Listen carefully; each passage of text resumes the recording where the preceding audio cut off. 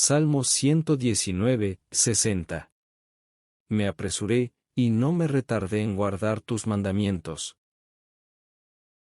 Para comprender su significado, debemos contextualizar la expresión con el pasaje anterior, donde David dejó claro que examinaba sus pasos y de encontrar algo contrario a la voluntad de Dios, volvía sus pies a lo que enseñan los testimonios divinos.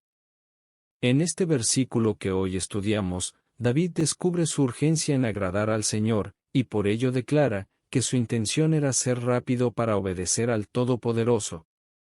A esto se refiere con la expresión, me apresuré y no me retardé en guardar tus mandamientos.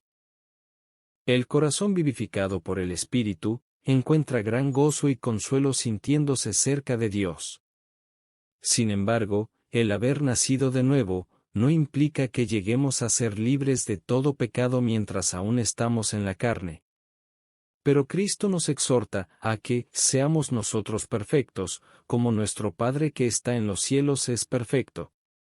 Una forma de avanzar en esto es mostrar nuestro interés en obedecer al Señor, siendo maduros en la forma de pensar, para ser diligentes en hacer lo bueno, y lentos para mostrar malicia.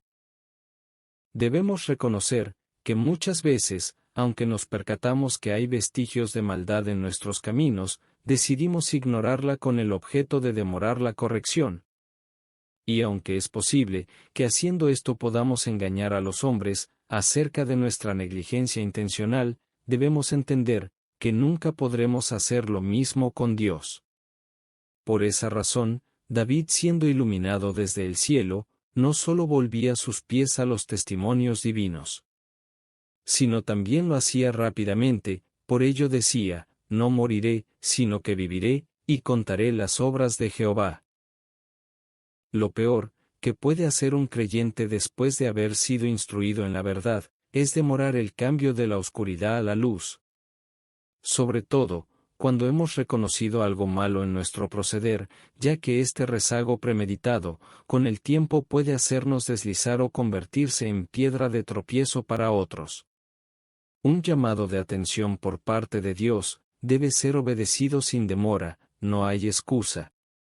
Siempre nos encontraremos impedimentos del mundo, que busquen estorbar que hagamos lo correcto, pero no debemos perder de vista que los más peligrosos son los impedimentos internos que nosotros mismos formulamos para justificar la demora. La verdadera Iglesia no pierde el tiempo para volver al camino, tal como lo señala el Espíritu. El verdadero creyente le dirá al Señor, atráeme, en pos de ti correremos. Cuando nos acostumbramos a callar la buena conciencia, y a aplazar la decisión de volver a la luz, aumenta el riesgo de que seamos atrapados por el lazo del enemigo.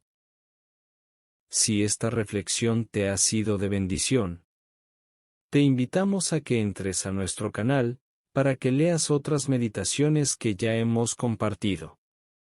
También te animamos a que te suscribas, para que estos mensajes se ofrezcan al mayor número de personas, y la palabra de Dios se difunda.